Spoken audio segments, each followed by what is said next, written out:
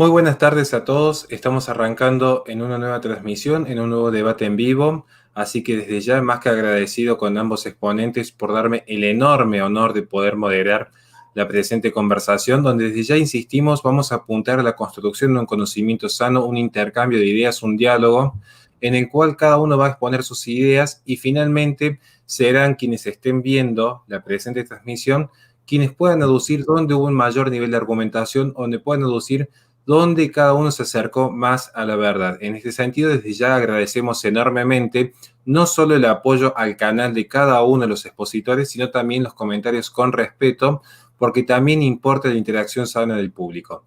Hoy vamos a estar debatiendo un tema que para muchos parece ya acabado, parece ya finalizado, parece que es anacrónico y sin embargo tiene una gran vigencia. Es el debate en torno a la legalización del aborto inducido. ¿Por qué hemos planteado este fenómeno? Porque ciertamente es muy difícil considerar que un debate se acaba solo por su legalización cuando los fenómenos y cuando los derechos esenciales siguen vigentes, ya sea que uno opte por una visión a favor del aborto inducido o ya sea que uno opte por su rechazo. Lo cierto es que la práctica pervive en la sociedad y por lo tanto el debate de las ideas sigue vigente. Hoy tenemos el honor y el agrado de presentar en primer orden a Nahuel Michalski, quien proviene del canal Charlas de Filosofía, quien es licenciado en Filosofía por la Universidad de Buenos Aires, donde además desarrolla también su doctorado en Filosofía Política, en particular en torno a la noción de antropología política. Fue docente de ciclo medio y actualmente es ayudante de primera introducción a la filosofía de la UNSO y colaborador de la cátedra en la materia de estética de la UBA. También integra una inscripción de cátedra en torno a la crisis moderna de la democracia en el equipo de problemas especiales de ética de la UBA y es miembro de un grupo de investigación de la UBA-CIT. En el Instituto Gino Germani de la Facultad de Ciencias Sociales de la UBA, abocado al trabajo en teoría política contemporánea. Forma parte, asimismo, de un grupo de PICT financiado por la Agencia Nacional de Promoción Científica y Tecnológica y ha publicado tanto artículos en revistas académicas como de manera independiente en diversos medios de prensa. Es el administrador del proyecto de comunicación filosófica denominado Charlas de Filosofía y es formador y capacitador en diversos espacios tanto públicos como privados. Al frente tenemos al profesor Jonathan Ramos, quien es historiador, filósofo, profesor de la Universidad Católica de Salta, quien escribió Revelaciones Filosóficas a los 19 años. La Antigüedad en Poemas es su segundo libro, Reconstrucción Poética de la Filosofía Antigua, que fue premiado en Chile, Historia y Concepto de la Autoridad en el Cristianismo y finalmente Fundamentación de la Religión Cristiana. Hecha ya la presentación, voy a pasar a exponer cómo vamos a dirimir el presente debate. En este sentido, hemos considerado que lo más óptimo es, en el primer bloque, comenzar en forma muy estructurada, pero que va a servir para que cada uno exponga. Así pues, en este sentido, va a haber 10 minutos de exposición positiva en la que cada uno va a poder brindar sus argumentos. A continuación, y en el mismo orden en el que han comenzado, habrá 5 minutos de refutación por parte de cada uno hacia el argumento que esgrimió su oponente. Como no estamos en este sentido tan estructurados, vamos a dejar quizás al azar o quizás al orden espontáneo quién decide comenzar, así que cualquiera de los dos que desee comenzar levanta la mano y si no, en una decisión casi arbitraria de mi parte, decido yo. Bueno, vamos a comenzar entonces con el profesor Nahuel en este sentido, sus 10 minutos, cuando vayan 9 minutos yo voy a avisar que queda un minuto y finalmente luego automáticamente comienza el profesor Ramos. Muchísimas gracias. Bueno, muy buenas tardes, muchas gracias. El tema que nos convoca es la interrupción voluntaria del embarazo. Y primeramente quería decir que yo vengo a hablar aquí con respecto a este tema de política. Pero política, ¿en qué sentido? La política, al menos según las líneas que yo sigo, consiste tal y como lo pensó Hegel en la integración de la diferencia social en la unidad de la razón del Estado. Esto quiere decir, palabras más, palabras menos, quitando un poco de carga metafísica de por medio, en el ejercicio de la iluminación de puntos de acuerdo racionales y no dogmáticos, al interior de la experiencia política propia de la convivencia social.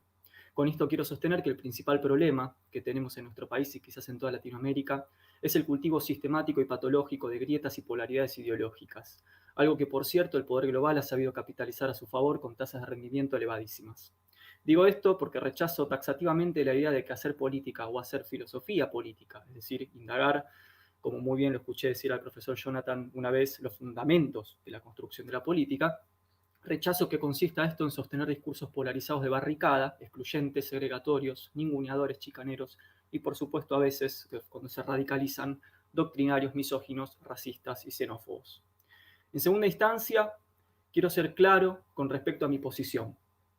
Yo no estoy a favor de abortar, ni mucho menos de hacer del aborto una campaña partidaria y o una práctica social instituida y naturalizada que no se problematice. Yo, contrariamente, estoy a favor de que sea una opción no punible y legal. Es decir, no estoy a favor del aborto, de abortar, sino de su despenalización y legalización en virtud de circunstancias socioestructurales problemáticas que van muchas veces más allá de la violación del cuerpo femenino. Y esto hay que dejarlo bien en claro, porque la metafísica y la religión, cuando pensamos en política, y que son los corazones del pensamiento conservador, nunca en la historia, creo yo, han sido capaces de entender y capturar las especificidades del sentido de urgencia social y las complejidades de la coyuntura material, que son propias no de la metafísica y la religión, sino, y como diría Claude Lefort, de lo político en sí, del consenso y de la razón de Estado. En eso consiste, quizás como diría Kant, o parafraseándolo un poco inoportunamente, el ser moderno y abandonar la minoría de edad con respecto al pensamiento medieval. En resumen, el aborto no debería ser una recomendación, sino tan solo una opción no punible y legal. En tercera instancia, sostengo que esto que estoy diciendo no es en absoluto un atentado a la vida humana ni la militancia de dicha idea, y no lo digo yo, sino que estoy parafraseando al biólogo especialista Alberto Komplit, quien en el debate por el aborto en el Senado en 2018 lo dejó en claro. Kornblit es docente universitario, investigador principal del CONICET y miembro de diversas y prestigiosas instituciones de investigación biológica a nivel mundial dedicadas a problemas de fisiología, genética y biología molecular, además de haber recibido el Premio Sarmiento en el mismísimo Senado de la Nación, donde expuso, y gracias a su labor y trayectoria. En su conferencia del 2018, el doctor Kornblit dejó en claro tres cuestiones fundamentales que creo valiosas recuperar en torno a nuestro debate. En primera instancia, la biología nunca define la vida humana. Esa es una definición de la filosofía, la religión o de otros sistemas de creencias. Lo que la biología define es la vida en sí misma en términos celulares. El embrión y el feto, en segunda instancia, no son algo que vive como anexo del útero materno en su interior y que por tanto tiene una autonomía anexa o supuesta o presunta con respecto al cuerpo de la madre, sino que es interpretado, explica nuestro biólogo, por el cuerpo materno tan solo como un órgano o elemento biológico vivo más en su sistema, tanto como lo podría ser un riñón o un tumor cancerígeno en desarrollo. Entonces la pregunta sería, ¿por qué polemizamos por el embrión humano, pero no nos indigna extirparnos un tumor o un riñón que está fallando? ¿No son estas cosas entidades celularmente vivas que forman parte de un mismo organismo materno?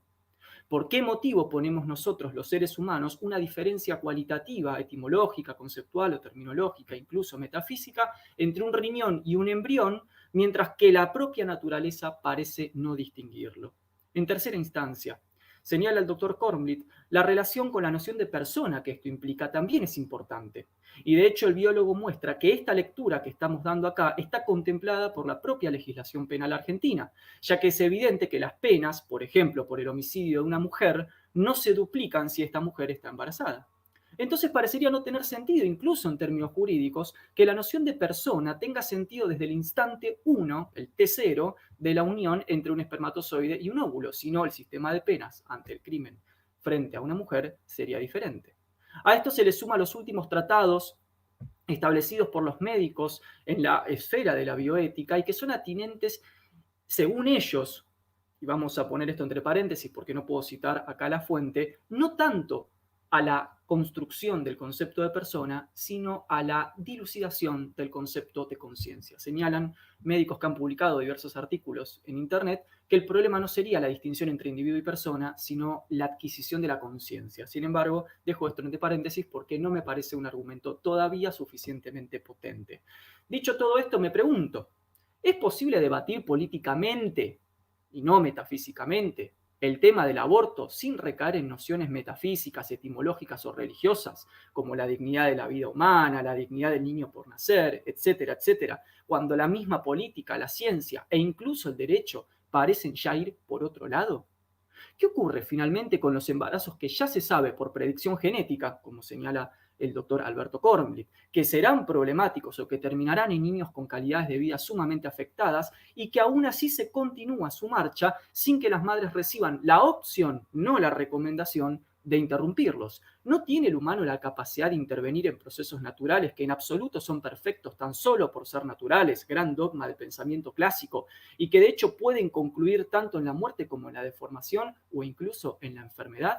En otras palabras, y para cerrar, ¿no puede el humano evitar en algún sentido que la naturaleza se autoconduzca a sí misma a la muerte?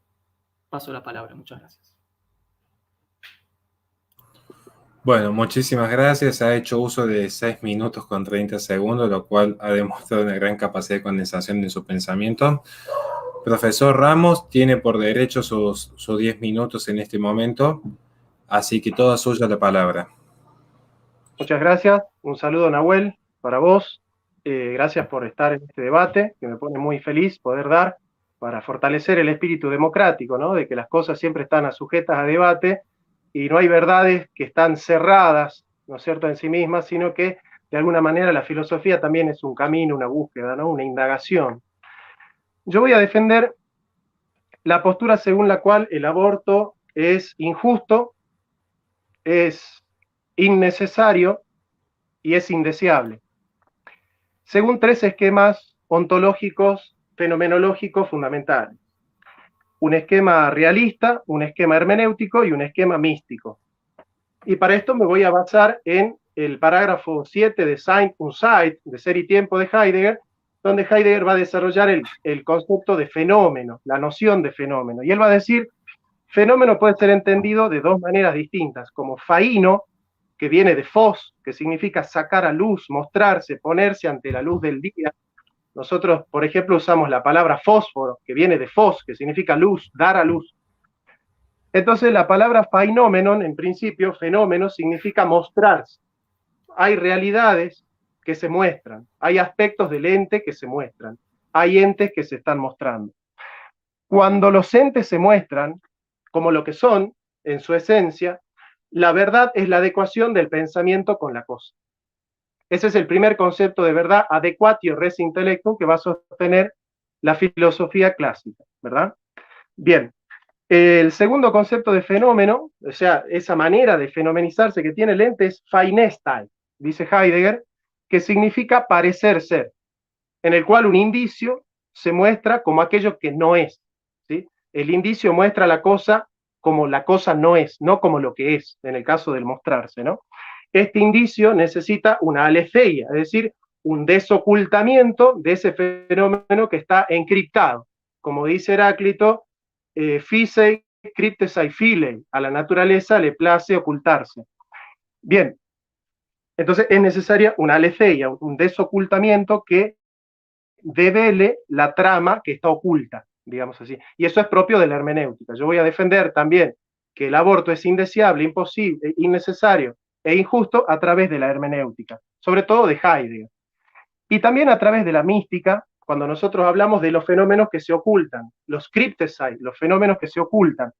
Los fenómenos que se ocultan implican una verdad como revelación sagrada. Y para eso voy a seguir a la Biblia. Entonces tenemos, por un lado, el realismo, que parte de la realidad, del fenómeno al fundamento, del efecto a la causa, y por otro lado, la hermenéutica, y por otro lado, la mística. Pero son vías autónomas, es decir, uno puede ser realista sin ser hermeneuta, puede ser hermeneuta sin ser místico, puede ser místico sin ser realista, se sostienen solas, digamos. Entonces, voy a entender la realidad como hacer filosofía en el esquema de lo que se muestra, lo que se enmascara, el arbatus prodio, y lo que se oculta. Bien. A partir de ahí nosotros vamos a partir del esquema realista de 3 esquemas fundamentales: la ciencia, la filosofía y el derecho. La ciencia ya ha sostenido que desde la concepción, desde la unión de los gametos, hay un nuevo individuo de la especie humana. efectivamente, y Nahuel dice muy bien, la ciencia no puede dictaminar cuándo hay o no persona humana, porque el concepto de persona no es científico, es filosófico, es un concepto metafísico. Entonces, a lo único que se va a encargar la ciencia, la biología, la embriología, es de definir que donde hay unión de los gametos, hay un nuevo individuo, es decir, no es un grano de la madre, no es un órgano de la madre, de hecho, cuando la mujer aborta no le falta nada, sigue teniendo la misma cantidad de células, la misma cantidad de órganos que tenía antes, porque no está saliendo de su cuerpo algo que era ella.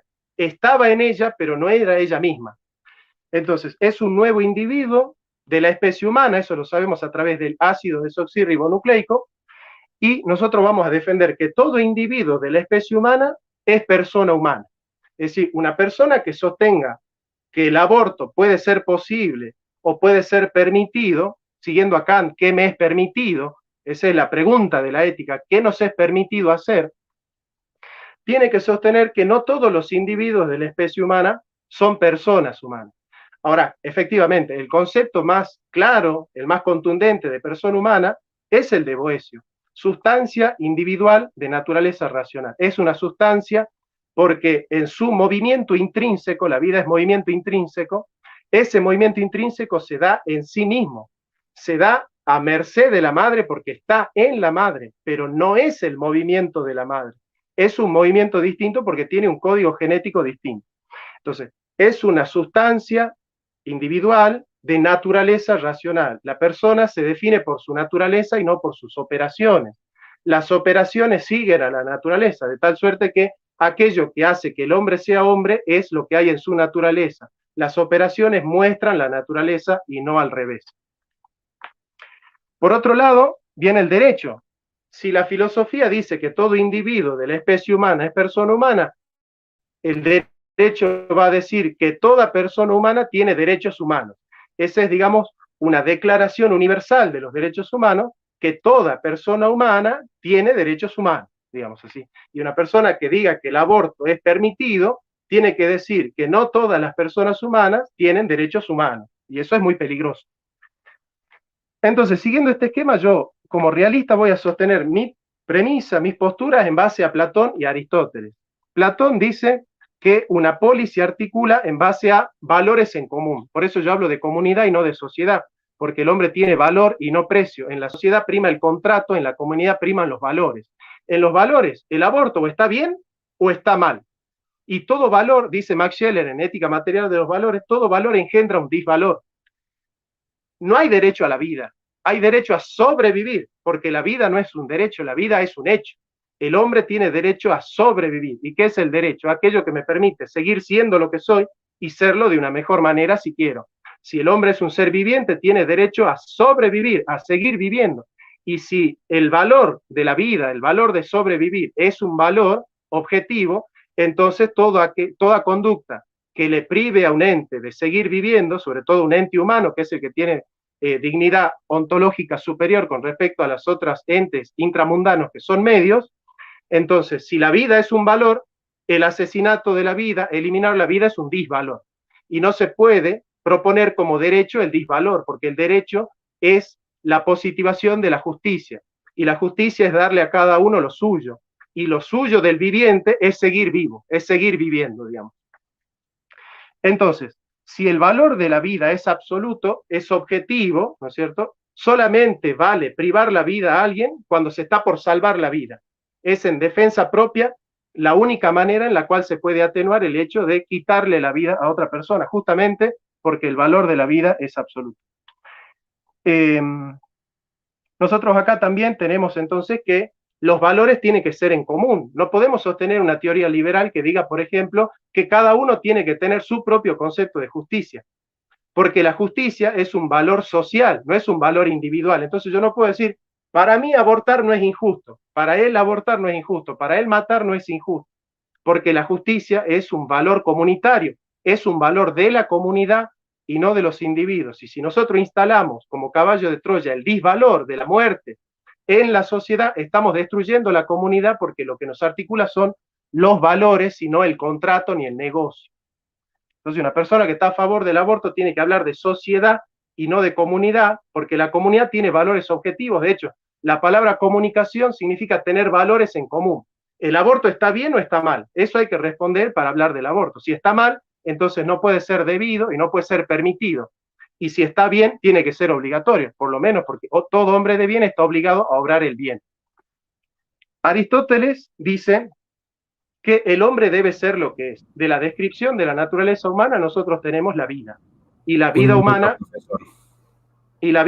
tiene como potencialidad actualizarse. Por eso la vida humana es una realización, hacerse cada vez más real la vida del hombre, perfeccionar la vida del hombre.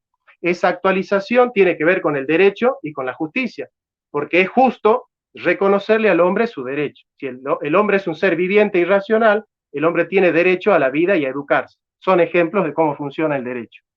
Bien, por otro lado, la técnica, ¿sí? Esto ya lo voy a desarrollar después. En la filosofía de Heidegger, la técnica es un nuevo régimen ontológico. Significa que el hombre se coloca en la cultura por encima de la naturaleza y trata de explotarla a la naturaleza como si la naturaleza no fuese parte de lo que es el hombre. Y el hombre forma parte de la naturaleza. Por eso la palabra feto, embrión, viene de brío, brotar. El embrión es algo que brota espontáneamente, ¿no es cierto? Y eso es propio de la naturaleza, espontáneo. Bien, bueno. Y por otro lado, en la mística, la revelación cristiana es la única que dice que la vida humana tiene valor absoluto. ¿Por qué? Porque dice Génesis 9:6, el que derrame sangre por el hombre, su sangre será derramada, porque esa imagen de Dios que fue creado el hombre. Moloch y todas las religiones paganas hacían sacrificio de niños. Solo Yahvé nos enseña el valor absoluto de la vida, porque somos creados a imagen y semejanza de Dios. Excelentísimo. Hemos llegado a 10 minutos 30 segundos. Ahora bien, agradeciendo a ambos el respeto que han mantenido y la excelente exposición por parte de cada uno de los filósofos, lo cual demuestra una gran altura en el diálogo, vamos a lo que es la segunda etapa dentro de este primer bloque, en la que en el mismo orden que han comenzado, cada uno tiene 5 minutos a partir del momento en el cual se les da la palabra para contraargumentar, para refutar lo que dijo el preopinante. Sin más, profesor Nahuel, toda suya la palabra. Muchas gracias Jonathan. Una excelente exposición de filosofía. Me hiciste recordar muchas cosas de la facultad. Muchas gracias por eso. Quería refutar la idea de que esta supuesta autonomía o independencia del embrión que menciona el profesor Jonathan, que como dije en mi primera exposición, es totalmente negada por un biólogo de primera línea como Alberto Kornblit. De hecho, lo voy a citar literalmente a Alberto Kornblit cuando dice: esto indica que el embrión o feto no es un ser independiente, un mero anexo independiente de la mujer gestante, sino que hasta el nacimiento es casi como un órgano propio de la madre. Con lo cual, esta supuesta defensa de una autonomía, de una especie de existencia que se gesta como un anexo secundario al interior de la madre y que por tanto tendría una serie de atributos a preservar, es desmentida, creo yo, al menos desde las fuentes que yo he revisado, por la biología de vanguardia. Lo segundo que quiero decir es que, como dice el gran pensador contemporáneo John Rawls, de lo que se trata al momento de pensar la política es de pensar las condiciones de equidad y justicia razonable, es decir, de lo que Rawls va a llamar la razonabilidad pública, y no de seguir compensando la construcción de la política en términos metafísicos. Por eso Rawls tiene un texto muy lindo, recomendado para todas y todos, que es Justicia como imparcialidad, política, no metafísica. ¿Por qué digo esto? Porque entre el clasicismo griego y la filosofía medieval, como la de Boecio, siglo IV, existe algo que se llama la modernidad, y nosotros somos sujetos de la modernidad. Entonces, en tanto la modernidad y la secularización han cambiado la manera de pensar filosóficamente la construcción de la política, suplantando el dogma metafísico, o mejor dicho, los principios metafísicos y el dogma religioso por los principios de razón, entonces creo que pensar la política hoy y los problemas atinentes a la política como el aborto, por ejemplo, tienen que ir, como dice Rawls, por el lado de principios de razonabilidad que sean inteligibles para todos. Es decir, ¿qué pasa con las personas que no suscriben principios metafísicos o religiosos si yo sigo pensando la construcción de la política a partir de fundamentos metafísicos y religiosos? Termino generando una idea de la política segregadora de un enorme sector de la sociedad que no tiene por qué suscribir en pleno siglo XXI principios metafísicos que no tienen todavía, y quizás lamentablemente, comprobación empírica y facticidad. Con lo cual, a partir de Rawls y a partir de los principios de la equidad razonable y de que los principios y cosmovisiones personales tienen que quedar para el foro privado y no ser razón pública, y que la razón pública se arma a partir de principios de razonabilidad inteligibles y comprensibles con H para todos los seres humanos, me parece el paso trascendente o trascendental para pensar el fenómeno político. Por último, me parece que la circunspección conceptual, semántica y etimológica, principios metafísicos y religiosos, en tanto puristas y dogmáticos, no ve o invisibiliza la coyuntura material fáctica como la desigualdad social, la injusticia, la marginalidad a la que muchas mujeres son sometidas, y que es esa coyuntura material y no metafísica la que las lleva a tener que practicar abortos clandestinos. Un minuto. Sencillamente quería cerrar con eso. Me parece muy importante pensar la coyuntura material como una condición sine qua non del pensamiento político, sobre todo en temas sensibles como el aborto, y que, según mi opinión, quedan invisibilizados si seguimos pensando en metafísica a la hora de pensar la política. Muchas gracias. Muchas gracias. Ahora pasamos a los 5 minutos que posee el profesor Ramos para refutar la primer ponencia que tuvo el profesor Nahuel. Toda suya la palabra. Bien, Nahuel está proponiendo una sociedad basada en el consenso, es decir, una sociedad basada en el contrato. En el contrato, el ser humano tiene precio y no valor. El valor es objetivo, el contrato es intersubjetivo. No es lo mismo lo intersubjetivo que lo objetivo. Ahora, el consenso también es una metafísica. Yo le preguntaría a Nahuel, ¿y por qué el consenso? ¿Por qué hay que consensuar? ¿Por qué no más bien el disenso? ¿Por qué no más bien el conflicto? ¿Quién dice que hay que consensuar? Digamos, ¿por qué poner el consenso como punto de partida de una organización política? Digamos, ¿no? Me parece muy arbitrario. Tan arbitrario como supuestamente sería el hecho de basarse en la realidad de la persona. ¿El hombre es un ser viviente? Sí. Entonces, si el hombre es un ser viviente, para seguir siendo lo que es, necesita tener la garantía de tener derecho a seguir viviendo. Si el hombre no tiene la garantía de seguir viviendo, entonces ya se le priva al hombre ser hombre. Entonces la pregunta fundamental es, ¿este nuevo individuo de la especie humana es persona humana? Sí. Si lo querés definir por las operaciones, cualquier operación es caprichosa, ¿eh? Desde definir que es persona la que puede pensar, la que puede elegir, la que puede escribir un poema, o la que puede hacer cálculos algebraicos de primer orden. Digamos, si yo voy a decidir quién es persona y quién no es persona en base a las operaciones, yo puedo elegir la operación que quiera, la operación que se me plazca, digamos, ¿no? Y eso es muy arbitrario y es muy peligroso. Esto, de acá al nazismo, es una puerta de entrada.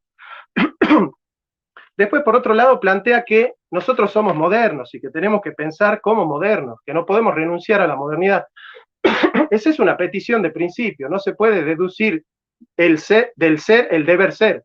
O sea, estamos en la modernidad, por lo tanto debemos ser modernos.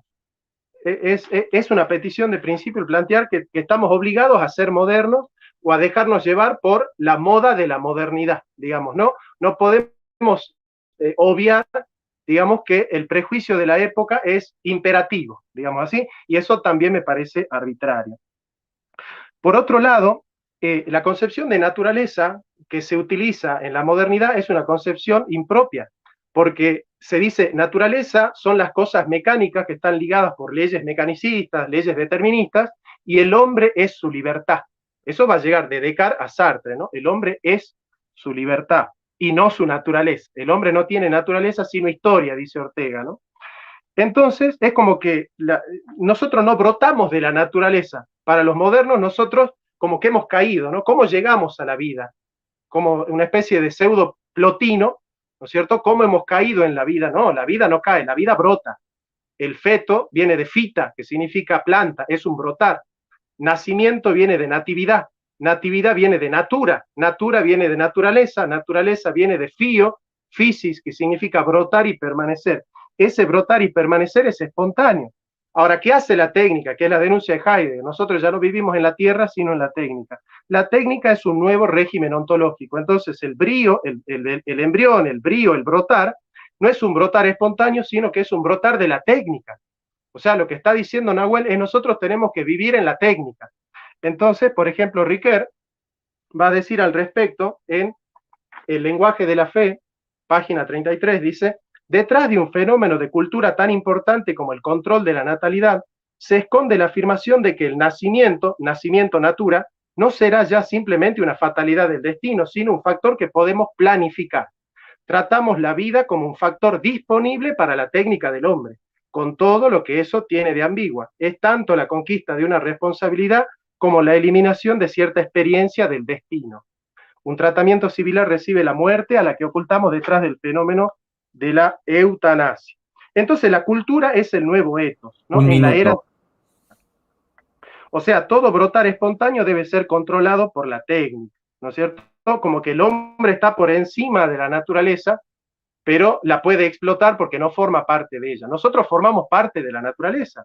De hecho, una carta en 1855 que le escribe el jefe de la tribu de Seattle, de la tribu Shumaji, le escribe al presidente Franklin Pierce y le dice, el gran jefe pide que nosotros les vendamos la tierra, pero nosotros no le podemos vender la tierra porque nosotros somos parte de la naturaleza, somos parte de la tierra. Entonces nosotros no nos podemos poner por encima de la naturaleza y disponer de ella de cualquier modo. Entonces, planificar, una cosa es planificar la familia antes de que suceda la concepción y otra cosa es planificarla después. Para planificarla después tenés que matar a una persona humana. Y eso no puede ser ni deseable, ni permitido, ni éticamente objetivo como valor para una sociedad, porque si en la sociedad la vida no tiene valor, entonces ya nada tiene valor. 5 minutos. 5 minutos 15 segundos, para ser más preciso. Bien, en este primer bloque ya hemos logrado concluir lo que son los 10 minutos de exposición positivo que tiene cada exponente y a su vez los 5 minutos de refutación, donde creo yo, a mi humilde entender, que han sido más que claros y espero que también la audiencia pueda ir tomando nota y al igual que uno que tiene el honor de participar aquí, se puede nutrir del conocimiento de ambos grandes intelectuales que claramente están haciendo gala de su enorme sabiduría. Ahora bien, vamos a pasar al segundo bloque, que está estructurado quizás en otro tipo de dinámica. Insisto, cada uno va a poder elegir si desea comenzar o no. Esto lo dejamos al orden espontáneo del presente diálogo, en el que uno de los filósofos le va a preguntar al otro 2 preguntas que desee. Y el otro tendrá 8 minutos para responder. Puede responder las 2 preguntas, puede dedicar los 8 minutos a responder solo una, puede responder ambas simultáneamente dentro de la misma respuesta. Está en la libertad de cada filósofo si responde, cómo responde o qué responde. Quien desee comenzar haciendo sus 2 preguntas, levanta la mano, le cedo la palabra y en el momento en el que empiece a hablar el otro es cuando empiecen a correr los 8 minutos. Bueno, profesor Nahuel, si usted desea comenzar preguntándole al profesor Jonathan, si les parece, así de paso invertimos el orden en este segundo bloque. Perfecto. Yo quería preguntarle al profesor Jonathan, cuando él se refiere a la petición de principio, petitio principi, si él no piensa que la metafísica y la religión no se sostienen en peticiones de principio. ¿Y por qué no lo piensa o sí lo piensa? La segunda pregunta que le quería hacer es si él rechaza la noción de consenso por ser metafísica. Yo creo que no, porque el consenso se da en la facticidad de la vida diaria entre seres humanos, a diferencia de la manifestación del ser. ¿Qué sugiere como alternativa? Por ejemplo, la violencia y la imposición. Bien. Muchas gracias. Bueno, no, gracias a vos. Por un lado, es cierto que cuando nosotros hablamos de metafísica, sobre todo los que están muy imbuidos por la modernidad, de hecho yo estudio la modernidad porque el autor que más me gusta leer es Kant, digamos, ¿no? Así que en ese sentido no soy un beligerante. Las posturas metafísicas modernas son a priori, es decir, son esquemas a priori que no parten de la posteriori, es decir, del a priori óntico de la realidad como estructura fenoménica en la cual se descubren los principios, sino que es simplemente una razón jurídica, como dice Deleuze al leer a Kant, es una razón jurídica que ordena la realidad según las presuposiciones del sujeto trascendental. Ahora, si la realidad es resuelta en la subjetividad trascendental, entonces el esquema sí es arbitrario. Pero en una metafísica que parte de la descripción de la naturaleza y de la descripción de la naturaleza descubre la prescripción, es decir, cuando yo descubro la causa final en la causa formal, como dice Heidegger, cuando descubro el sentido del ser en el ser, ya no estoy diciendo en la conclusión algo que no está en la premisa, porque en la premisa, que es la descripción de la naturaleza humana, la configuración de la causa formal es la causa final también. Entonces, Nahuel, vos me tenés que responder si el hombre es o no es un ser viviente.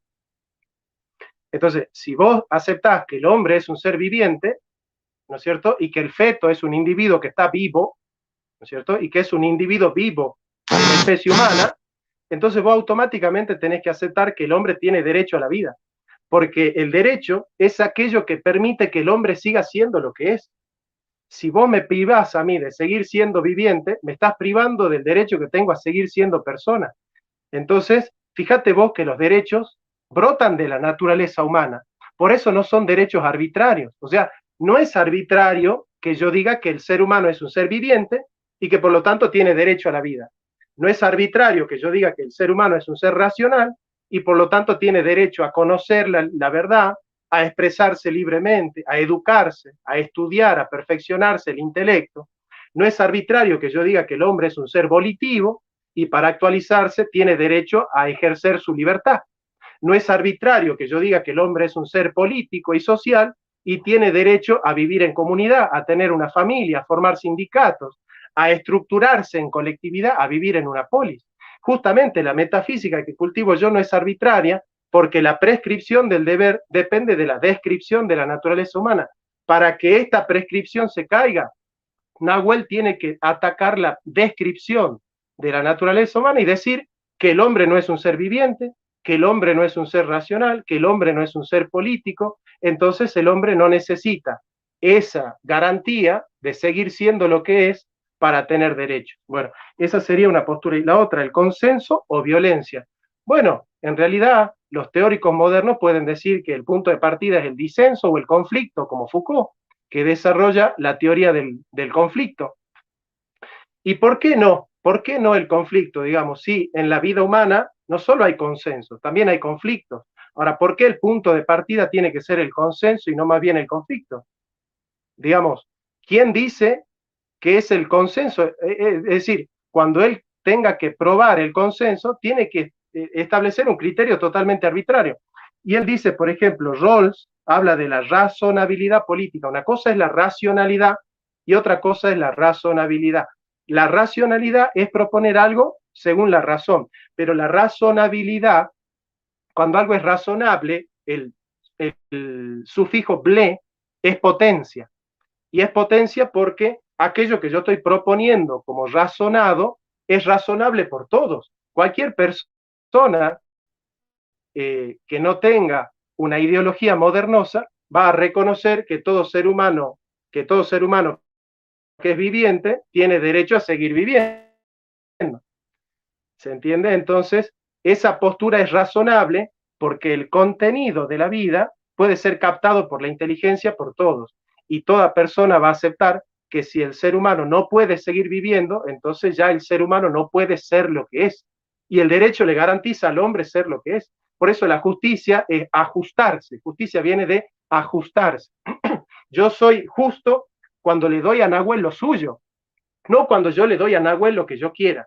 Entonces, ¿qué es darle a cada uno lo suyo? Al viviente, el derecho a la vida, al racional, el derecho a educarse, y al libre, el derecho a elegir.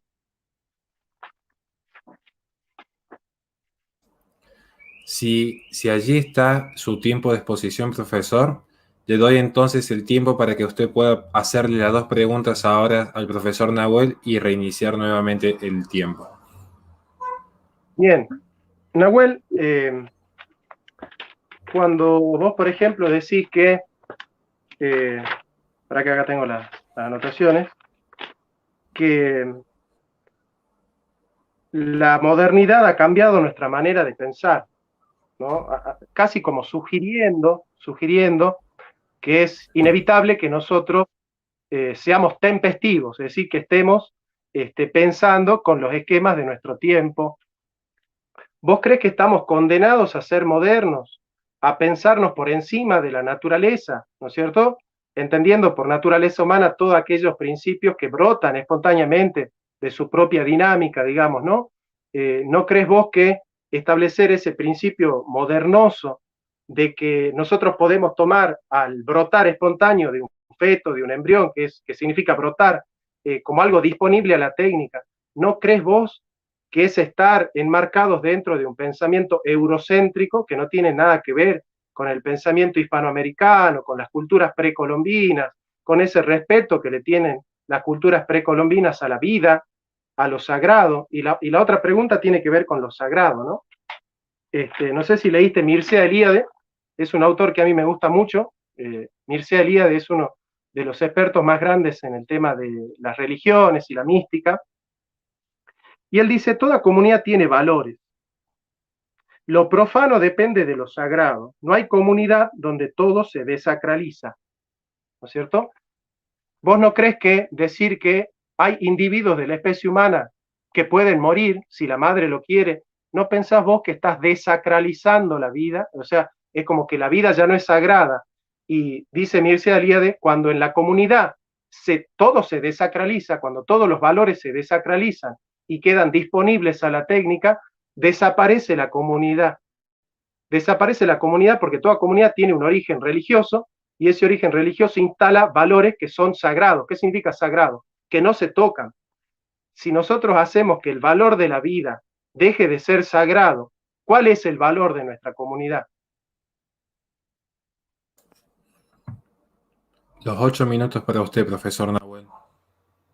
Bueno, muchas gracias al profesor Jonathan por la exposición y por las preguntas. Procedo entonces a dar mi respuesta. Con respecto a la primera pregunta, por supuesto que la modernidad, como muy bien lo dice el profesor, implicó una inversión en las relaciones entre la técnica y la naturaleza, y eso también conduce, por supuesto, al replanteamiento por la pregunta por la libertad, como está implícito en lo que está diciendo correctamente el profesor.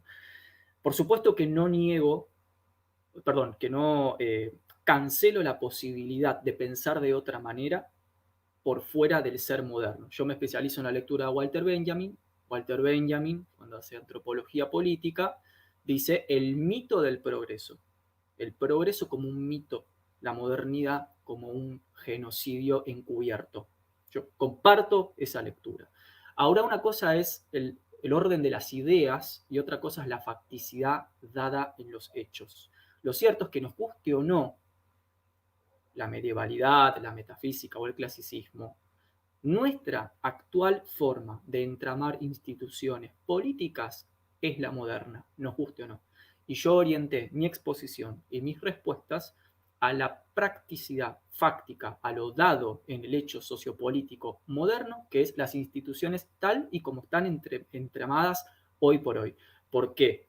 Porque la coyuntura material, la desigualdad, la marginalidad, la injusticia, la pobreza a la que son sometidas muchas mujeres, más allá del caso exclusivo de la violación. Estoy hablando de que muchas mujeres abortan por presión social, por temor, por cuestiones que tienen que ver con fenómenos emocionales, psicológicos.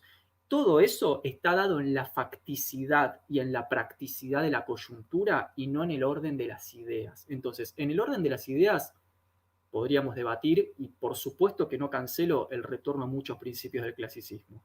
Ahora, en el orden de las exigencias, de la urgencia de lo político, pienso como un moderno porque es lo que está dado. Con respecto a la segunda pregunta del profesor, creo que lo que la pregunta no está contemplando, y me parece que lo que el discurso del profesor está no contemplando cuando se refiere al derecho a la vida, es el derecho a la vida también de la madre. Él está orientando todo el discurso con respecto al derecho como justicia, como ajustarse a, como muy bien lo dijo, al embrión o al feto, que como ya demostró la biología, son sencillamente leídos por el cuerpo materno como un pedazo de tejido más, como un órgano, como un riñón, como un pulmón. Con lo cual, digamos, yo parto de la biología, de la que no soy experto, pero al menos de lo que he leído para prepararme para este debate. Y entonces pienso que teniendo eso en consideración, ¿por qué no preguntarnos también por el derecho a la vida de la madre? ¿Por qué enfocar el derecho a la vida solamente en términos de un supuesto embrión o feto sacralizado que la biología lo está tratando de desacralizar? Entonces, creo que el orden de lo sagrado está muy bien, yo comparto que es necesario, ahí tenemos un punto en común, yo comparto la tristeza que denuncia Weber ante la desacralización de la sociedad moderna.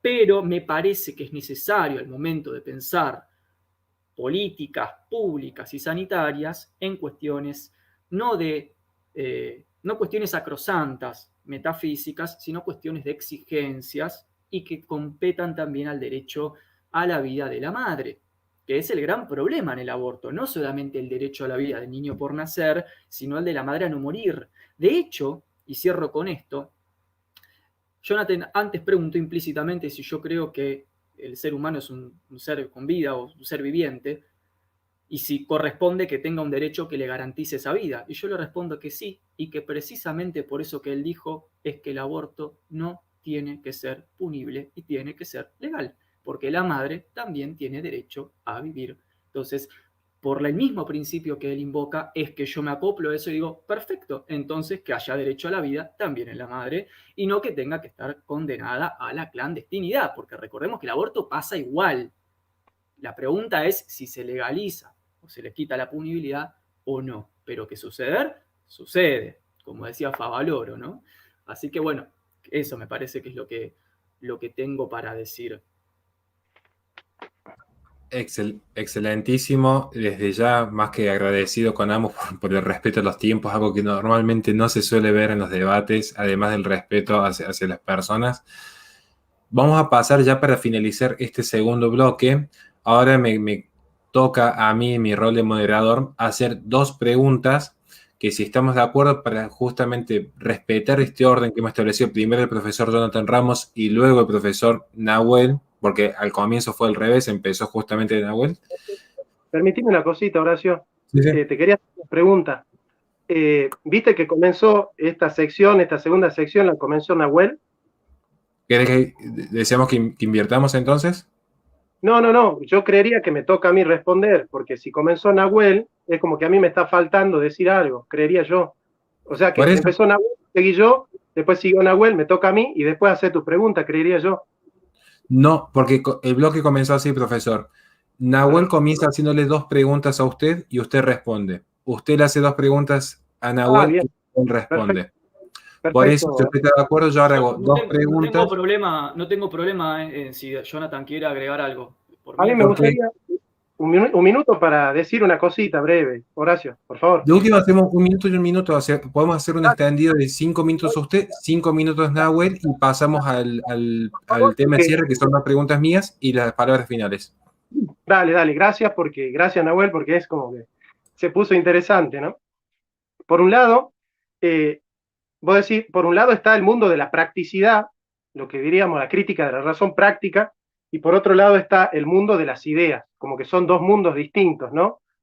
Bueno, tipo esquizofrenia y capitalismo, ¿no? Algo así, de la crítica de la razón pura y la razón práctica, como que no tienen una conexión directa. Eh, Eso es muy peligroso porque en la práctica nosotros nos movemos con principios y con valores, no nos movemos arbitrariamente ni caprichosamente. De hecho, y la comunidad se articula en base a valores. Si esos valores dependen de la subjetividad de cada uno, entonces ya estamos rompiendo con la comunidad. Yo le preguntaría a Nahuel si está dispuesto a que se rompa la comunidad organizada, ¿no? Al menos yo, que soy fanático del peronismo, aunque no soy peronista, soy justicialista. Después, se dice la madre corre riesgo de vida y dice Nahuel que él está a favor de la vida y por eso está a favor del aborto legal. Pero se habla como si la mujer hubiese riesgo porque nosotros los providas salimos a matar mujeres por la calle y entonces la mujer corre riesgo y él tiene que garantizar que la mujer siga viviendo porque corre riesgo la vida por culpa de nosotros los providas. No lo dijo eso Nahuel, pero se entiende, digamos, que el contexto en el que la madre corre riesgo es un contexto en el cual la madre corre riesgo de vida cuando lo quiere matar al hijo. Ese es el contexto. O sea, todo acto malo, porque Nahuel dice que está en contra del aborto porque sabe que abortar es malo, ¿no es cierto? Nadie va a estar en contra de algo que no sabe que es malo. Yo no combato cosas que son buenas. Si el aborto es malo, toda conducta mala debe ser delictiva, tiene que ser condenada como delito. Y todo acto malo y delictivo es peligroso. El ladrón cuando entra a robar corre peligro. El violador cuando va a violar corre peligro. Toda persona que está haciendo un acto malo corre peligro. Bueno, si abortar es malo, la persona que quiere realizar un aborto corre peligro. Ese es el contexto en el que estamos hablando. No que la mujer tiene derecho o no a seguir viviendo, sí tiene derecho a seguir viviendo, pero la mujer que quiera matar a su hijo puede morir. De hecho, acá en Salta hay 400 abortos en 3 meses y se están practicando abortos de 9 meses. Y hay una mujer, una chica que era militante pro aborto, que murió practicando un aborto en Mendoza, que era presidente del Partido Radical. Es decir, los que están a favor del aborto no están evitando la muerte de las mujeres, porque justamente la mujer que quiere matar a su hijo puede morir. Bueno, profesor Nahuel, 3 minutos para ser justos con usted y poder continuar luego con el tópico presente. Muchas gracias.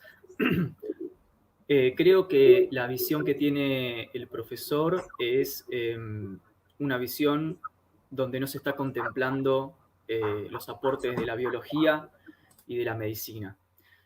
Su discurso orbita en torno a la filosofía y la filosofía del derecho, desde una perspectiva conservadora sumamente respetable, pero creo que lleva a las proposiciones a una reducción en la cual, por ejemplo, al decir que la madre quiere matar a su hijo, como si no hubiera una coyuntura o un contexto, como si no hubiera una psiquis, un inconsciente, un deseo, presiones, etc., es un reduccionismo que no da cuenta del fenómeno. Me parece que se está planteando esto desde un lugar que son reduccionismos que no dan cuenta del fenómeno real.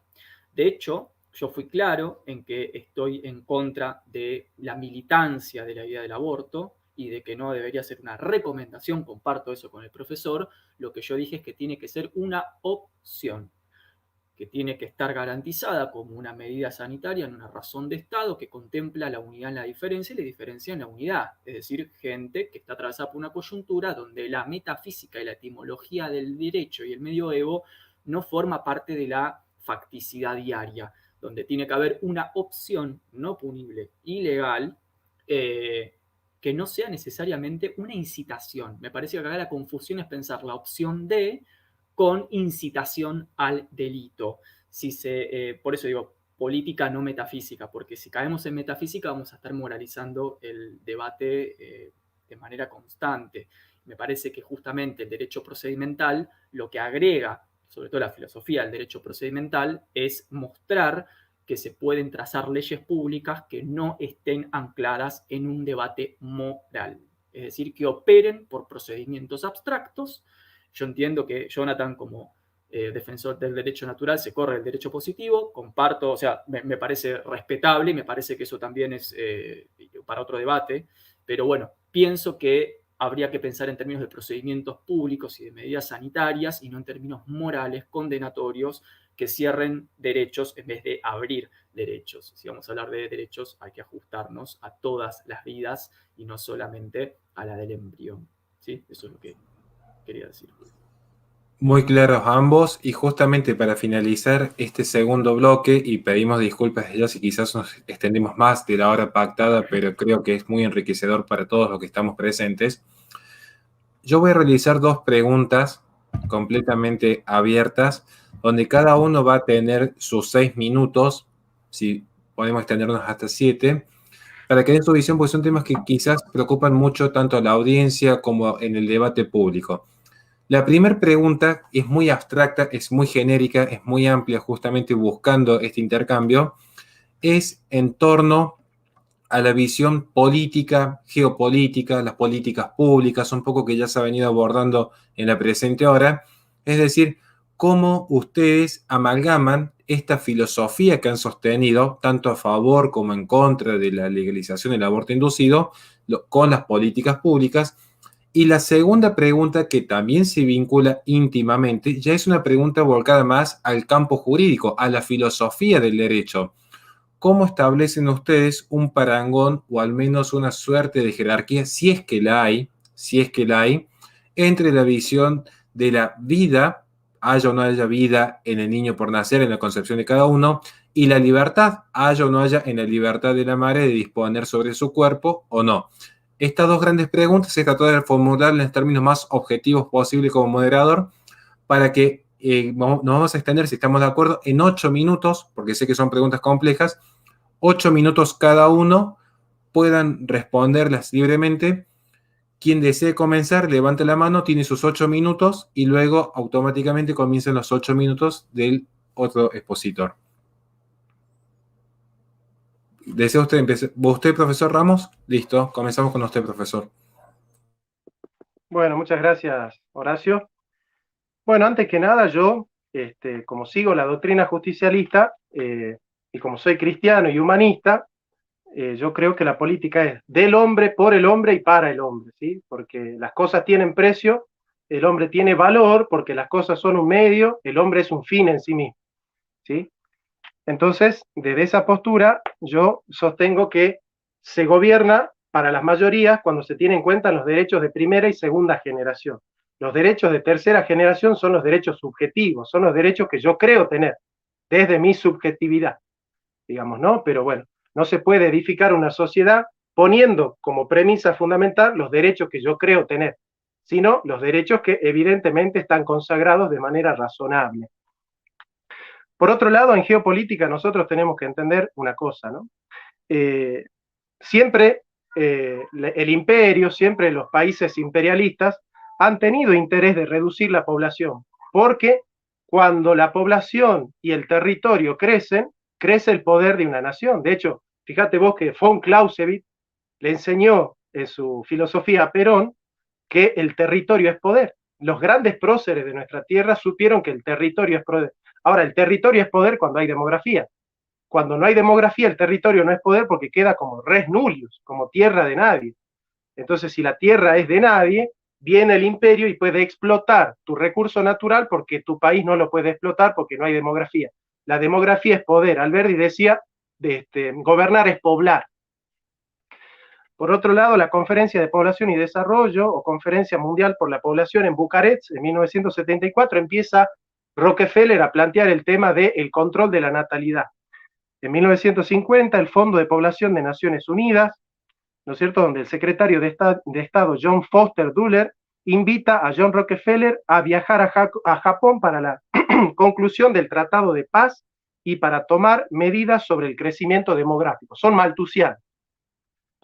En 1952, en Virginia, Rockefeller convoca a un congreso para examinar los efectos del crecimiento excesivo de la población, sobre todo en los países del tercer mundo, ¿no? Porque esto viene del primer mundo, ¿no? Esto viene del primer mundo.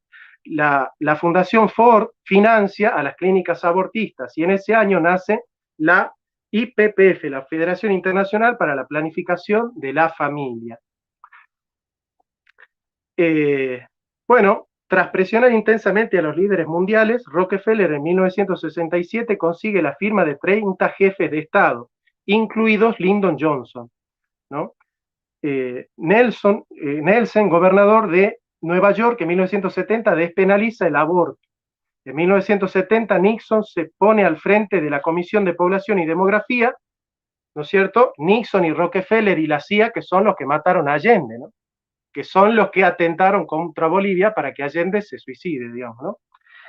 Por otro lado, Perón fue el presidente que más hizo en contra del plan Kissinger, ¿no es cierto? O el plan Kissinger, o implicaciones del crecimiento demográfico para la seguridad de Estados Unidos y sus intereses en ultramar.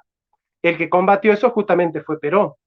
Justamente nosotros los peronistas no podemos estar, o los que seguimos la doctrina justicialista, no podemos apoyar lo que Perón combatía, ni combatir lo que Perón defendía, porque es consonante con la doctrina peronista defender el valor de la vida, tal como lo hizo Perón, tal como lo hizo Evita, porque, como dice Max Scheler, todo valor engendra un disvalor. Si la vida es un valor, todo atentado en contra de la vida es un disvalor. Que ese disvalor puede estar despenalizado, pero no significa que matar sea bueno. Ningún asesinato puede ser un derecho. No se le puede llamar derecho porque aparte la ley tiene una función pedagógica. O sea, la gente muchas veces no hace algo porque es delito, porque está prohibido. Hay una función pedagógica en el derecho. Y los derechos, además de tener disvalores, los valores, además de engendrar disvalores, son jerárquicos. No es lo mismo la libertad que la vida, porque yo, con mi libertad, no estoy procediendo de manera correcta cuando atento en contra de mi vida. Y yo con mi libertad no puedo atentar contra la vida del otro. Entonces, un acto libre que va en contra de la vida va en contra del derecho mismo. ¿Qué derecho puede atentar en contra de sí mismo si en un acto libre se autoelimina? Eso no tiene sentido por lo que dice Spinoza. Todo ser viviente, el conato, todo ser viviente tiende a seguir viviendo.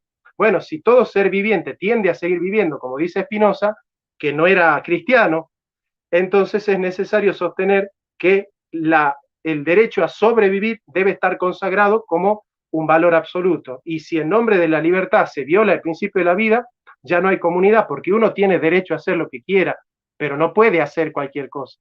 Yo puedo hacer lo que quiera, pero no puedo querer cualquier cosa. ¿Me es permitido querer cualquier cosa? No.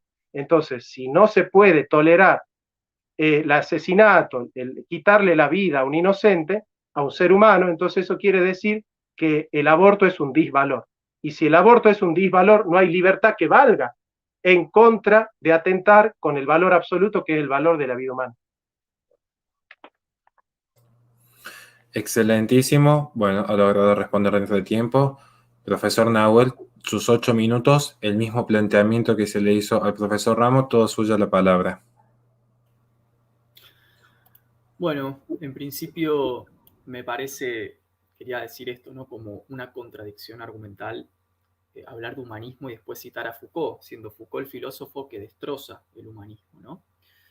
Es decir, invocar principios humanistas. Y luego Foucault, quien dice que no hay que pensar más en términos humanistas, creo yo que empantana el debate. Sin embargo, y dicho eso, comparto, y acá sí me acerco mucho a la posición del profesor Jonathan, el problema de la agenda internacional, el globalismo. Yo soy un defensor de la idea de que nuestros problemas de hoy es globalismo versus nacionalismo. Ese es el verdadero problema. Y comparto que hay agendas eugenésicas en marcha. Sin embargo, creo que ese es un problema y el aborto es otro problema. Y que conectar el problema de la población del territorio vacío con la punibilidad o el castigo por el aborto es conectar el agua con el aceite. Porque si el problema es poblar, entonces hablemos de políticas públicas para poblar.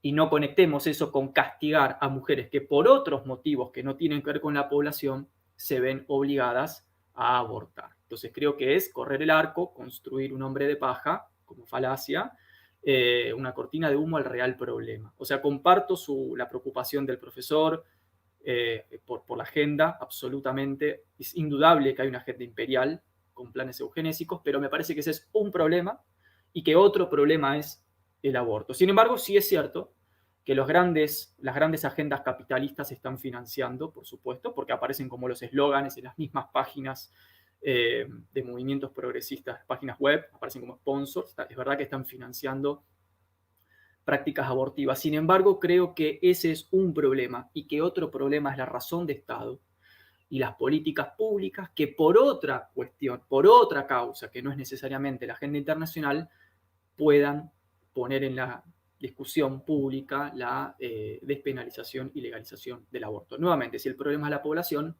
hablemos de poblar. Si el problema es el aborto, hablemos del aborto y de derechos. Unir estas dos cosas creo que es una falacia de hombre de paja. Por otro lado, no nos olvidemos que el peronismo asciende como, o sea, el peronismo no, Perón asciende o se empieza a armar de poder bajo un esquema anticonstitucional y persiguiendo y torturando a militantes comunistas y radicales, secuestrándolos incluso, sobre todo en el norte, en las tierras de ustedes lo saben muy bien, porque el norte fue unas tierras más golpeadas por la persecución peronista a militantes comunistas y radicales, con torturas, desapariciones, etcétera. Están los libros de historia, el profesor lo debe saber, con lo cual el tema de la vida y del peronismo es bastante discutible, creo que se puede relativizar, pero bueno, siempre que hablamos de gobiernos como el peronismo, donde hay una visión absoluta del líder, del Estado, del movimiento, etcétera, hablar de la vida sin estos grises, sin estos miramientos que hacen a la construcción de la historia, puede llevar a pensar algo que no es, ¿sí? Y finalmente, con respecto a la cuestión de, la pregunta era en el embrión por naturaleza y, perdón, vida y libertad, la pregunta. El parangón en cuanto a la jerarquía de derechos. La jerarquía de derechos, bien. Me parece que con respecto a todo lo que estuve exponiendo, sobre todo a partir de las ideas de Alberto Kornblit, el biólogo prestigioso, ¿no? Docente de la Universidad de Buenos Aires, investigador de CONICET, quien muestra que en realidad el embrión no es un individuo aparte con una supuesta dignidad propia y procesos propios que hay que resguardar, sino que es leído por el cuerpo materno, esto dicen los biólogos, no los filósofos, es leído por el cuerpo materno como un órgano más, le es plenamente dependiente. Si se quitara ese embrión de ese cuerpo, se muere. Entonces, claramente, la jerarquía va por el lado, para mi gusto, de la vida de la madre y de su libertad para poder contar con la opción, y no confundamos esto con deseo de abortar, que es la confusión en la que cae mucha gente. No estoy hablando del deseo de abortar como si fuera una experiencia feliz y gratuita, sino de la opción médica y públicamente asistida que ante una complicación, por diversos motivos, pueda interrumpir ese proceso. Entonces, esa es mi respuesta con respecto a la jerarquización. Me parece absolutamente fundamental que se tenga en cuenta cuando se habla del famoso embrión o del feto, que la biología dice que no es un individuo con una dignidad y una serie de procesos autónomos a la forma del ser en acto y, el ser en potencia y el ser en acto en Aristóteles. Por supuesto que es una potencialidad, pero también lo es como un tumor. O sea, en términos biológicos es eso. Que después a nosotros no nos guste y querramos tener un relato humanista o sacrosanto de eso, es una cuestión humana, no biológica. Entonces, otra vez, hagamos política y no hagamos metafísica, porque se nos mezclan los términos. Por ahora creo que es lo último que tenía para decir. ¿No tengo unos minutos más o estoy pasado? 2 minutos más. Ok, perfecto.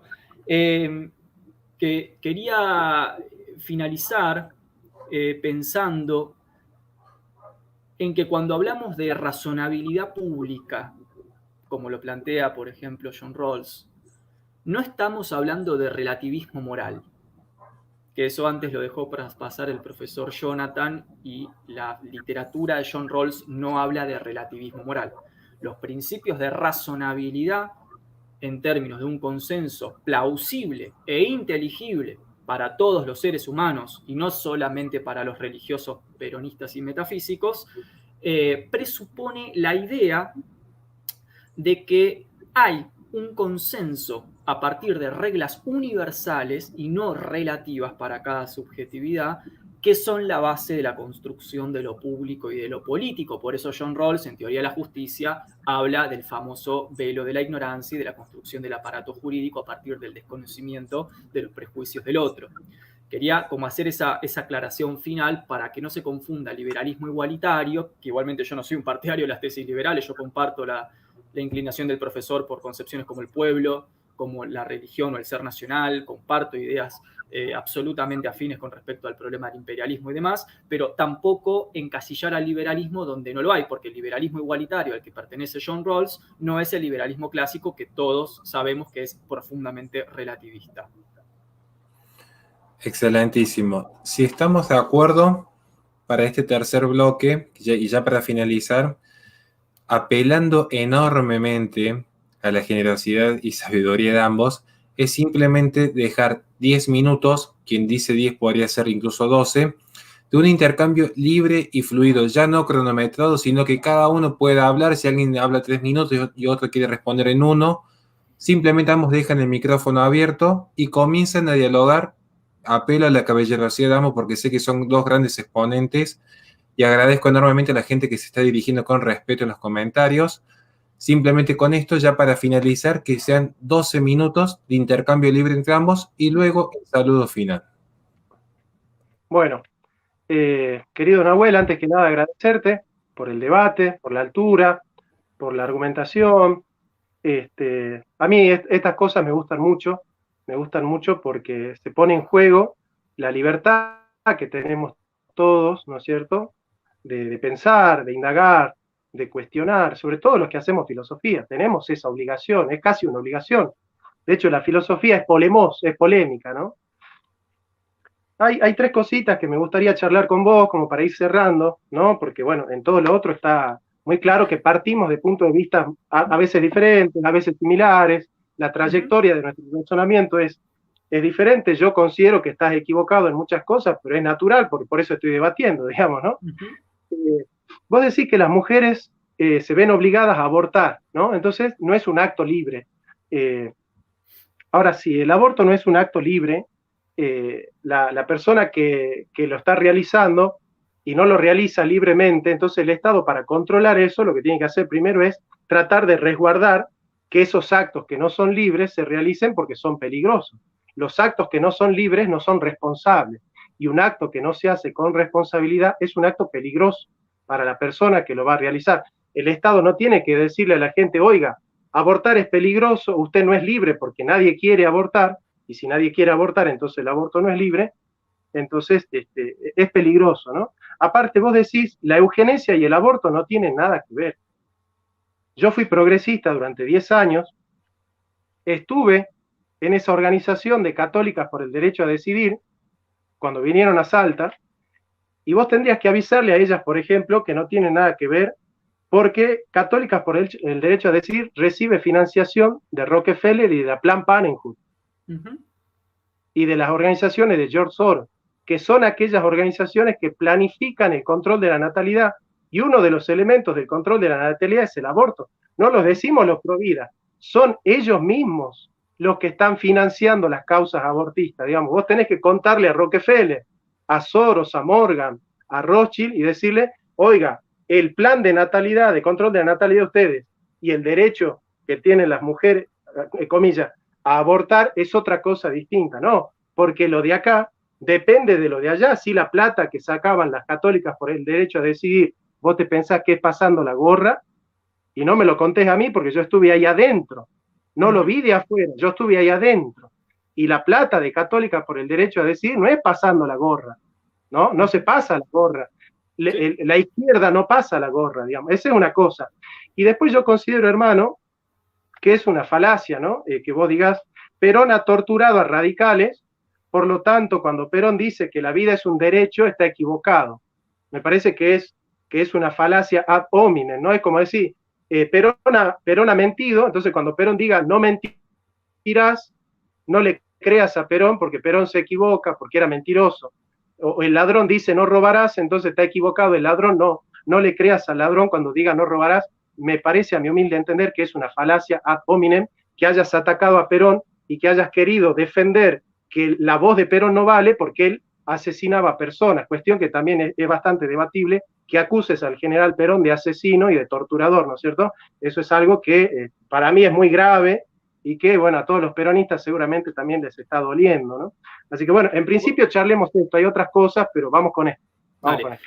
En principio, lo de yo no dije que es una falacia, lo que yo dije es que hay que relativizar el discurso de la vida del gobierno peronista cuando en sus prácticas, no le digo que no lo digo yo, lo dicen los libros de historia, vos sos historiador, o sea, no estoy diciendo algo que yo lo estoy sacando de la galera, se sabe sobre prácticas políticas propias del gobierno de persecución, como después tuvimos nosotros con otros gobiernos, digo, no estoy diciendo que es exclusivo del peronismo. Entonces no dije que es una falacia, dije que hay que relativizar, esa es la palabra que yo utilicé. Después, con respecto al financiamiento capitalista de las prácticas, o vamos a hablar de think tanks, ¿sí? De la construcción de think tanks en Latinoamérica, liberalismo, libertarismo, progresismo, comparto plenamente, yo estoy totalmente consciente de que eso es real.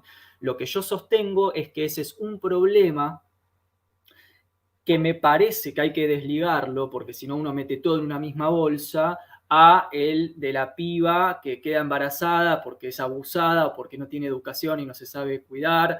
Entonces, en un barrio pobre donde nadie le da bolilla y tiene que tener una opción porque si no va a tener un hijo indeseado y como ya sabemos porque lo declara la OMS, la salud mental también es parte de la salud. O sea que si después queda con problemas psíquicos por estar forzada a tener un embarazo indeseado, esa repercusión en la salud mental también es parte de la salud. O sea, me parece que son problemas distintos. Creo que en términos estructurales, el problema de la eugenesia y del financiamiento capitalista en los think tanks latinoamericanos es absolutamente cierto. Ahora eso es mirarlo de arriba para abajo y no mirar de abajo para arriba. Y si vos sos peronista, tenés que saber que hay que mirar también de abajo para arriba. Y entonces hay cuestiones que me parece que se dan en los barrios, que se dan en las comunidades, que tienen que ver con la inmediatez de la vida diaria, que exceden a un debate que también hay que tener, que es la cuestión del financiamiento capitalista de prácticas posiblemente eugenésicas. Sin embargo, yo sostengo que si el problema es la población, como decimos antes, o sea, poblar las zonas desiertas, que comparto que gobernar es poblar, yo vivo en Bariloche, estoy rodeado de desierto, o sea, comprendo perfectamente, entonces hay que hablar de políticas públicas para poblar, pero con garantías, con derechos, con calidad, no poblar con hijos indeseados. Me parece que son dos debates diferentes. Y lo primero que habías dicho, Jonathan, habías dicho 3 cosas. Si me podés repetir la primera. O no sé si está bien. De que las mujeres se ven obligadas a abortar en ciertas situaciones, o que nadie quiere abortar, o que nadie va a abortar de manera libre, ¿no? Sí, ahí va. Yo creo que después de Foucault, hablar de libertad en Occidente es bastante problemático. Digo, yo entiendo que pensás desde un lugar humanista, donde hay una idea de que el ser humano viene y es naturalmente cooperativo y racional y que todo funciona, pero yo creo que es una visión utópica.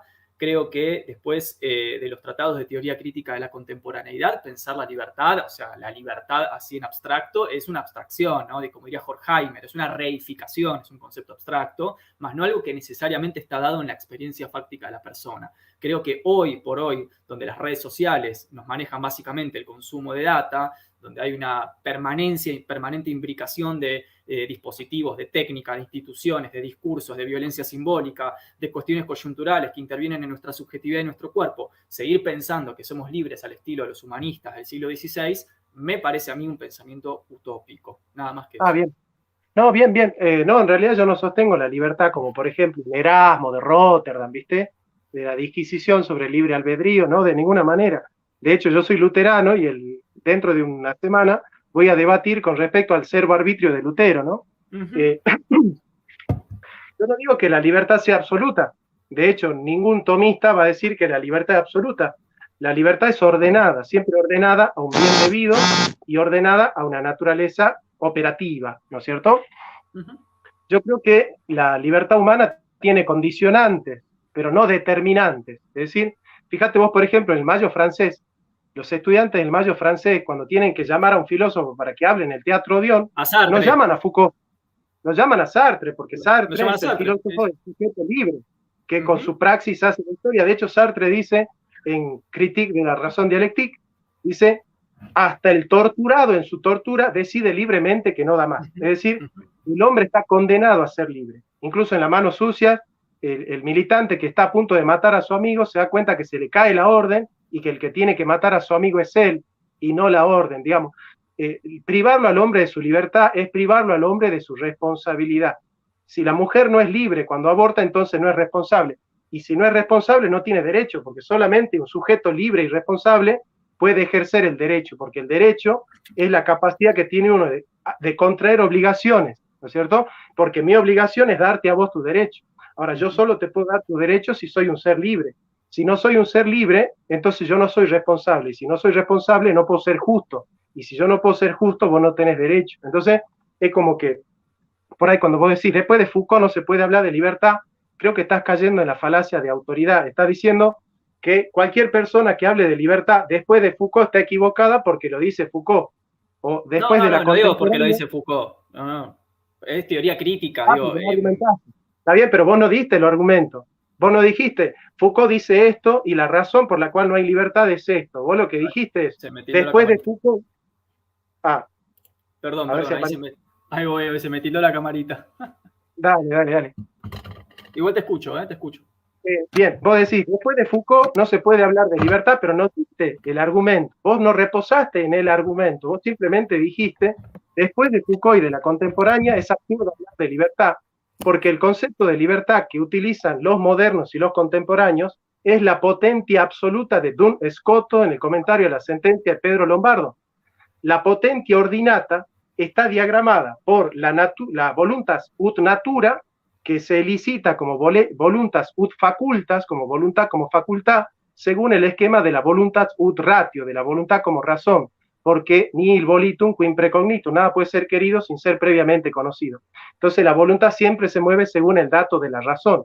La razón no puede conocer nunca perfectamente las cosas, por lo tanto la voluntad nunca se mueve totalmente libre, porque la voluntad no es potencia absoluta, es potencia ordinata. Entonces, si es potencia ordinata, los modernos están ahí jugando con Scoto, no pueden salir de Scoto, pero yo no estoy planteando que la libertad es absoluta. Entonces, digamos, el quiasmo sería, o la libertad es absoluta, o no existe la libertad, como dicen los contemporáneos que niegan la libertad absoluta de Scoto. Entonces, me parece que hay que salir de eso y no hablar de determinaciones, sino de condicionamiento. Estamos de acuerdo que el sujeto está condicionado por el inconsciente, por el lenguaje, por la cultura, por las condiciones socioeconómicas, pero sin embargo, cada hombre es lo que hace con lo que hicieron de él. Bien, ahí sí, totalmente de acuerdo. Yo no desarrollé Foucault por cuestión de economía del tiempo nada más, porque sé que tenemos poco tiempo y si yo me pongo a desarrollar todos los textos no te dejo hablar a vos. Entonces, totalmente, ¿cuál es la cuestión en Foucault y la libertad? Que la libertad forma parte de la circulación del poder y de una serie de discursos de subjetivación.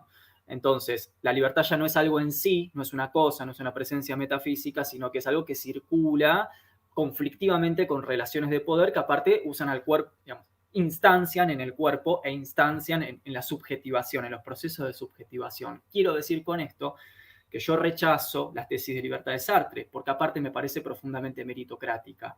Me parece que Sartre, mal interpretado, y de alguna forma me parece que hablar del ejemplo del torturador, o cuando en el existencialismo su humanismo dice el cobarde es responsable de su cobardía, no es culpable de su cobardía, me parece que está muy bien para ensalzar un cierto discurso heroico, épico, no una épica de la guerra y la batalla, pero me parece que llevado al plano, yo traté de llevar todo este debate en el plano de la facticidad cotidiana de las mujeres, digamos, más allá de Sartre y de Duns Scoto, me parece que cuando se lleva al plano de la práctica cotidiana, que es donde realmente se piensa la inserción de lo público como una determinación de razón de Estado, por ejemplo, en la política del aborto, puede ser profundamente meritocrático. Es más, es curioso que pensemos en Sartre siendo un ateo comunista a partir del peronismo. Digo, si vamos a hablar de peronismo, hablemos de peronismo y no hablemos de comunistas, como Sartre. No, pero claro, entiendo lo que decís, pero no es una falacia que yo pueda tomar elementos de Sartre que son consonantes con mi teoría. Es decir, yo no estoy tomando de Sartre elementos ateos, estoy tomando de Sartre aquello que es consonante con el peronismo. Yo no comparto esa tesis de libertad nomás. No, perfecto, pero no es que yo no pueda, no es que yo no me pueda valer de Sartre porque soy peronista. Me parece que es una falacia de causa falsa, digamos, en ese sentido. Pero, por otro lado, aquellas personas que plantean el aborto como un derecho a decidir. O sea, la mujer tiene derecho a elegir sobre su propio cuerpo, la mujer tiene derecho a decidir si quiere o no quiere ser madre. Bueno, si una mujer elige, está eligiendo dos opciones, ¿no es cierto? Y la libertad tiene que ver con eso, con poder moverse para un lado, con poder moverse para el otro. El ser humano nunca está determinado a moverse mecánicamente frente al objeto que se le pone enfrente. El ser humano, tiene la posibilidad de elegir. Y justamente fíjate vos que el derecho a decidir tiene que ver con suponer que la mujer es un ser libre. Si la mujer no fuese un ser libre, no tendría derecho a decidir. ¿Qué va a decidir una persona que no es libre?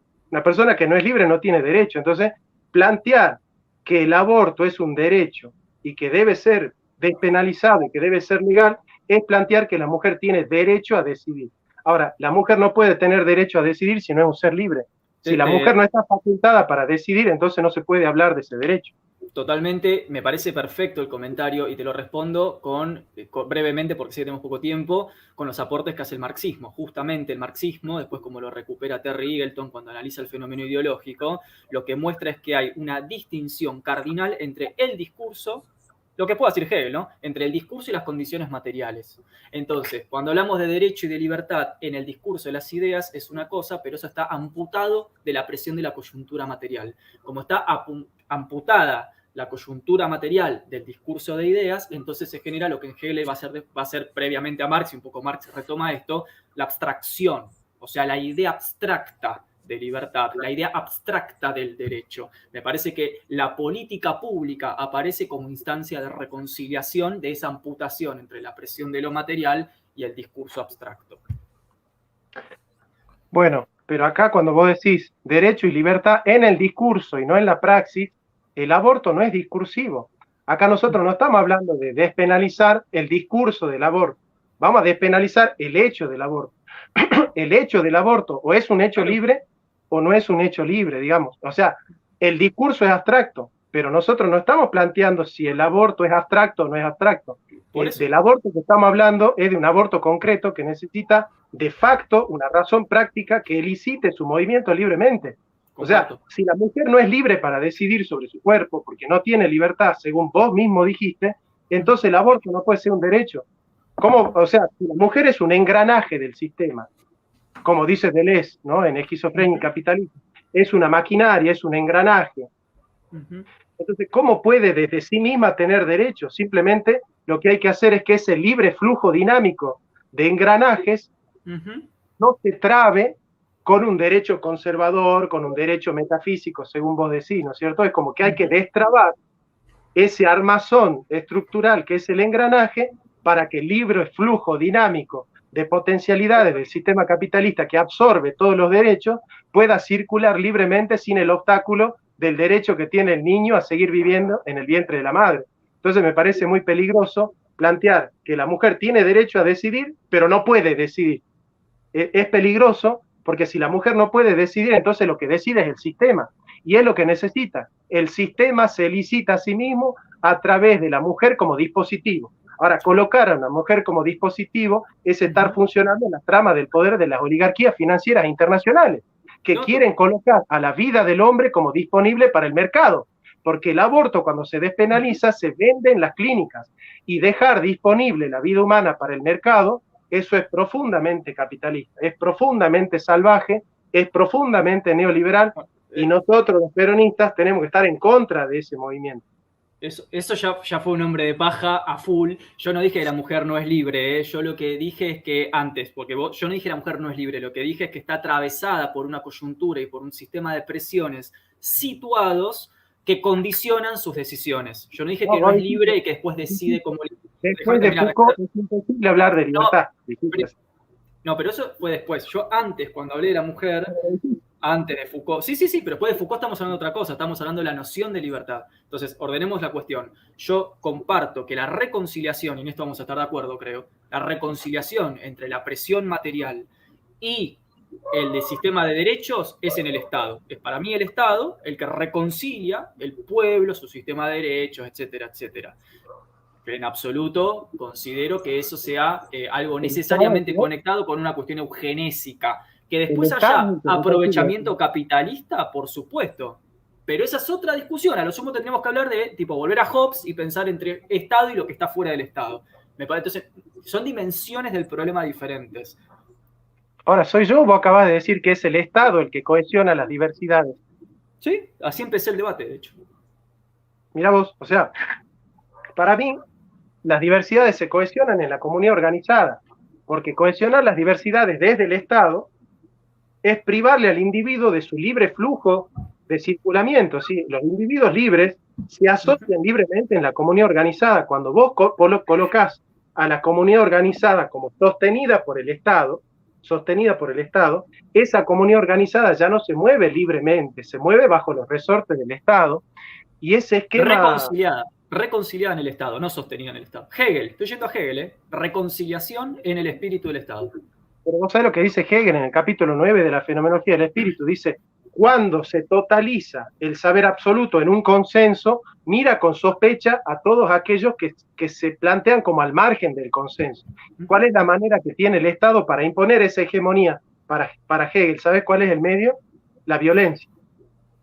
El Estado tiene el usufructo de la violencia legítima cuando tiene que cohesionar las diferencias y vigilar y castigar a todos aquellos que surgen como al margen de esa hegemonía. O sea, un Estado que hegemoniza un discurso y que se encarga con su violencia de homogeneizar las diferencias, es un Estado estalinista, es un Estado muy peligroso que le priva, no al individuo, porque yo no voy a hablar en nombre del individuo, pues yo no soy liberal, a mí el individuo me importa como parte de una comunidad. Pero ahora, Perón lo cita Hegel, ¿eh? Perón cita estas tesis de Hegel. Está bien, no, pero Perón habla de la comunidad organizada que no tiene nada que ver con el estatismo. De hecho, vos tuviste una entrevista con Moreno sí. Siempre explica que el peronismo no es estatista. El peronismo es comunidad organizada. De hecho, vos ahí tenés un libro que se llama La comunidad organizada. Profesores, sí, me parece, perdón que interrumpa, porque la verdad que no justo cuando se ponía bueno. No, sí, pero yo porque conozco y porque primero sé que nos estamos extendiendo mucho en el tiempo y porque también entiendo que cuando a veces se fluctúa mucho el debate, quizás empezamos a discutir teorías políticas que son muy sanas y con todo gusto, si quieren, yo organizo otro debate sobre teoría política que tienen mucho para enseñar a ambos, pero nos estaríamos ya desviando del foco central que era sobre el aborto inducido y creo que no sería sano para...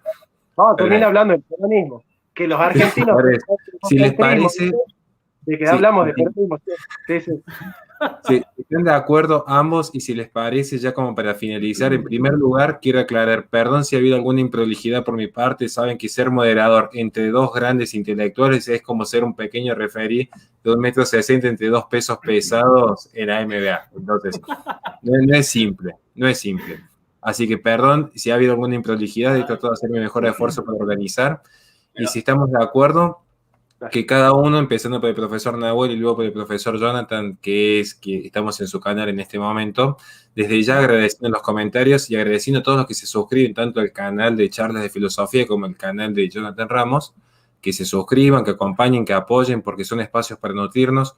Insisto, esto no es una pelea de boxeo de ver quién gana o quién pega más, son argumentos, son ideas, es simplemente aprender. Son clases de a nivel incluso doctoral a la disposición de la comunidad, entonces eso habla de la generosidad de ambos. Para finalizar, si están de acuerdo, que cada uno tenga 2 minutos, no necesariamente para debatir, sino para simplemente saludar, dar su opinión final y cerrar el programa. Libremente, 2 minutos cada uno, si les parece, y damos por concluido el debate de hoy día. Bueno, ¿quién va? No, que empiezo yo para que tenga la última palabra Nahuel, me parece. Ahí está, perfecto, muy caballeroso. Bueno, él tenga la última palabra, sí. No, yo voy a resaltar lo que tenemos en común con Nahuel. Nosotros, con Nahuel, estamos en contra de los discursos que dividen a la comunidad, de los discursos polarizantes, de las dicotomías que desestructuran la armonía, el consenso. Entonces, no hagamos de esto, como dice Nahuel siempre, una batalla de pugilato, ¿no es cierto?, de el que está a favor del aborto, el que está en contra, dividir a los argentinos, porque esos discursos que comienzan a fragmentar la unidad son muy peligrosos porque solo se sostienen en base al conflicto. Uh-huh. Nosotros necesitamos espacios en común, espacios donde estamos de acuerdo.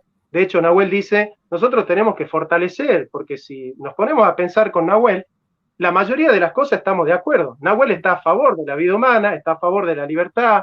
Nahuel busca una patria libre, justa y soberana, busca a un hombre que sea justo, a una sociedad justa, equitativa, igualitaria, pero libre, que respete la propiedad privada con función social. Digamos, yo creo que en el fondo, si nosotros ponemos a pensar, aquello que tenemos en común es mucho más que aquello que nos divide, y simplemente acá nosotros estamos planteando cuál es la mejor solución a los problemas del hombre, que bueno, es la obligación de la filosofía hacerlo. Así que, sin más, felicitar a Nahuel por el espacio, por sus reflexiones. Es un hombre muy inteligente, que se preparó, que da cursos, que da charlas muy buenas. Así que agradecerte, Nahuel, por el espacio, por este tiempo que te has tomado para dilucidar en una especie de banquete virtual estas tramas, ¿no? Estas tramas discursivas que nos entrecruzan a todos. En definitiva, es rol de la filosofía ponerlas sobre la mesa, desocultarlas y tratar de plantear para nosotros un mejor mundo para vivir y para morir. Muchas gracias. Comparto, creo que iba a decir lo mismo. Creo que absolutamente lo que nos une con Jonathan es más de lo que nos separa. Yo diría que prácticamente fue un debate sobre una idea puntual. De hecho, estuvimos hablando con Jonathan por privado la tarde y tenemos demasiadas compatibilidades, ¿no? Habría algunas discusiones de método quizás. Así que me llevo una experiencia muy linda. Agradezco el espacio. Agradezco a Horacio, que está acá contando el tiempo. Agradezco a la gente que se sumó, a la gente que estuvo. Me parece que el nivel que maneja el profesor Jonathan es excelente. Hace mucho tiempo que no tengo un debate catedrático de este nivel, así que lo quiero reivindicar. Y también refortalecer esto que dijo recién, ¿no? Basta de separarnos entre nosotros porque nos van a comer los de afuera. Es así. Así que busquemos la forma de acercarnos un poco más como pueblo argentino porque los de afuera están hambrientos. Así que bueno, nada, eso. Muchas gracias, muy agradecido, me llevo mucho para leer y para aprender y gracias a ustedes por el espacio. Muy Gracias. bien. No, para mí ha sido un honor. La verdad que ha sido un honor estar al lado de ambos profesores y poder aprender enormemente. Creo que he sido el que más beneficiado salir de todo este proceso porque hay mucho para tomar notas, así que si estamos de acuerdo, cerramos ahora mismo el vivo. Hemos llegado ya a 1 hora 40 aproximadamente, así que ha sido largo y arduo. Queda mucho y dejamos allí la incógnita futura, si el profesor Ramos lo decía y el profesor Nahuel también.